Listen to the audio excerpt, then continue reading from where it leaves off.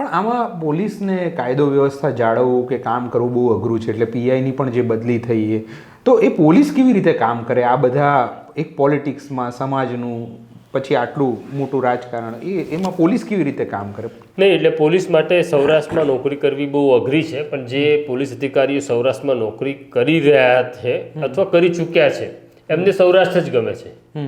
અચ્છા. કેટલાક અધિકારીઓને સૌરાષ્ટ્રમાં જ નોકરી કરવી ગમે છે. અહીંયા નોકરી કરવી થોડી બીજા વિસ્તાર કરતાં અઘરી છે. પણ આ જ મામલાની વાત કરીએ તો કેટલી ઝડપથી તમે પ્રશ્નને ઉકેલો છો એ બહુ અગત્યનું હોય છે. મને એવું લાગે છે કે આ ઘટનામાં, બગદાણાની ઘટનામાં મહિલા પીઆઈ છે ડાંગર, એણે ક્વિક રિસ્પોન્સ આપવામાં મોડું કરી દીધું. અને બીજું એવું થયું કે જે ડાંગર મહિલા પીઆઈ છે ત્યાં આગળ પાછું બધું જ્ઞાતિથી જોવામાં આવે છે. એટલે મહિલા પીઆઈ જે છે ને એ પણ આહિર છે. અચ્છા. આરોપ લાગી રહ્યો તો એ પણ આહિર છે. આમ સાચું ખોટું ખબર નહીં, બંને વચ્ચે કોઈ કનેક્શન છે એવું સાબિત કરવું અઘરું છે. પણ આરોપ કરવો તો સહેલો છે ને.